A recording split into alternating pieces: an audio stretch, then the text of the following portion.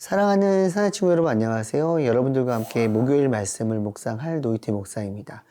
요한복음 16장에서 예수님께서는 십자가 고난에 대해 제자들에게 말씀하셨습니다. 어제 본문에서도 이 내용으로 큐티를 했는데요. 제자들의 입장에서는 알아들을 수 없는 이야기였습니다. 제자들은 의아했고 황당했을 겁니다. 우리는 이미 성경과 역사를 통해 예수님의 십자가 죽음과 부활을 들어서 알고 있지만 제자들은 미리 알 수가 없었잖아요. 오늘 본문에서 우리는 예수님의 십자가의 죽음, 그 이유와 의미를 조금 더 깊이 찾아보게 될 것입니다. 예수님의 십자가는 2000년 전 제자들에게 그리고 오늘을 살아가는 우리에게 어떤 의미가 있을까요? 함께 나눌 말씀의 제목은 기쁨이 되시는 분입니다. 오늘의 말씀은 요한복음 16장 16절에서 24절입니다. 조금 있으면 너희가 나를 더 이상 보지 못할 것이다. 그러나 다시 조금 있으면 나를 보게 될 것이다. 예수의 제자들 중 몇몇이 서로 말했습니다. 조금 있으면 너희가 나를 더 이상 보지 못하겠고 다시 조금 있으면 나를 보게 될 것이다 라고 하시면서 내가 아버지께 가기 때문이다 라고 하시는데 이게 도대체 무슨 말씀인가? 그들이 또 말했습니다.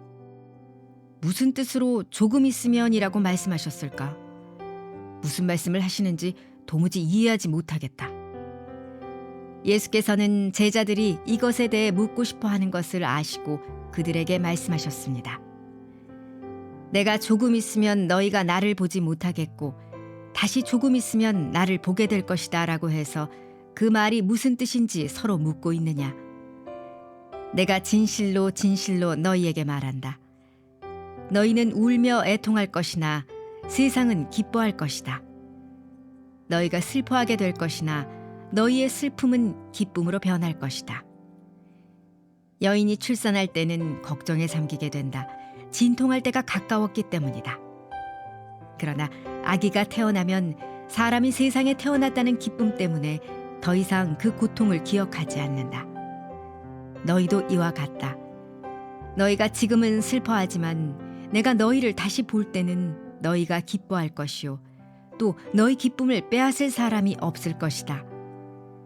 그날에는 너희가 내게 어떤 것도 묻지 않을 것이다. 내가 진실로 진실로 너희에게 말한다. 너희가 무엇이든 아버지께 구하면 아버지께서 내 이름으로 주실 것이다. 지금까지는 너희가 내 이름으로 아무것도 구하지 않았다. 그러나 구하라. 그러면 받을 것이니 너희 기쁨이 충만해질 것이다. 예수님께서는 16절에서 제자들에게 조금 있으면 나를 보지 못할 것이고 조금 있으면 나를 볼 것이다 라고 말씀을 하셨습니다. 그리고 이 말이 어떤 의미인지 알지 못하는 제자들은 매우 혼란스러웠죠.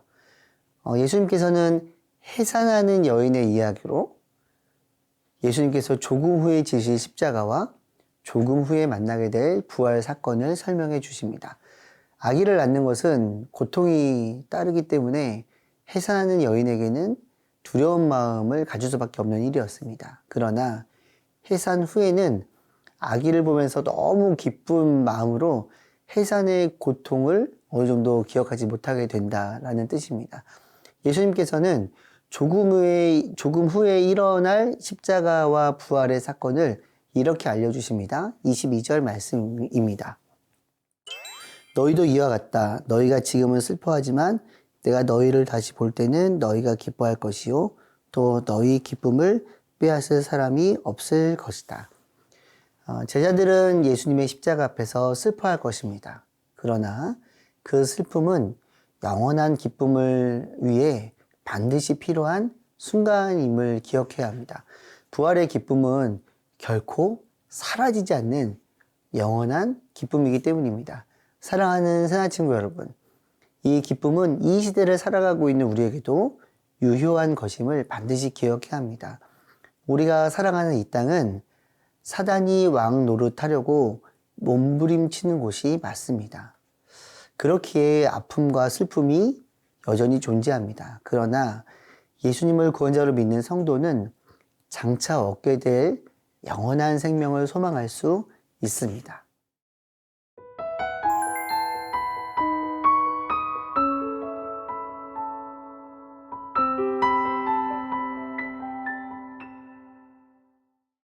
우리는 두 번째 본문에서 예수님 십자가 사건 이후에 제자들이 얻게 될 특권을 발견하게 됩니다. 23절 말씀입니다.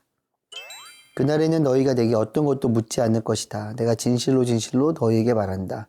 너희가 무엇이든 아버지께 구하면 아버지께서 내 이름으로 주실 것이다. 당시 여호와 하나님을 믿던 사람들은 자신의 죄를 대신할 제물을 들고 제사장을 통해 제사를 드렸습니다. 그러나 예수님의 십자가와 부활 이후에는 모든 것이 바뀌게 되었습니다.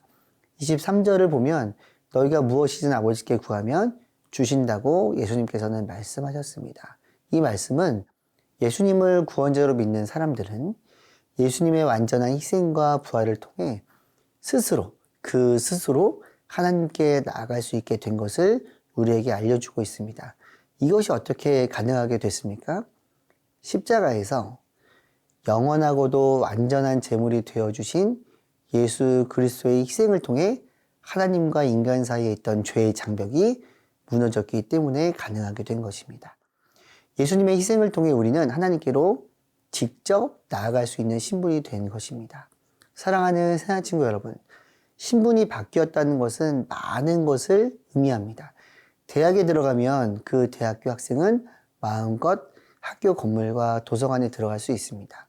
회사에 입사하면 명찰을 달고 그 회사에 출입을 할 수 있습니다. 예수님의 희생으로 하나님의 자녀가 된 우리는 우주 만물의 창조주이시며 동시에 주관자이신 하나님께 담대히 나아갈 수 있음을 기억해야 합니다. 그리고 하나님의 뜻을 구하며 하나님의 뜻이 이 땅에서 이루어지길 기도하는 사람임을 기억하고 기도하는 삶을 살아가야 합니다. 예수님의 희생을 기억합니다. 예수님의 부활을 기억합니다. 해산한 여인이 그 기쁨으로 이전의 고통을 잊는 것처럼 나의 모든 고민과 고통을 십자가 앞에 내려놓습니다. 예수님을 의지하여 하나님 앞으로 담대히 나아갑니다. 그리고 하나님의 뜻이 이 땅에 이루어지길 기도합니다. 예수님의 이름으로 기도합니다. 아멘.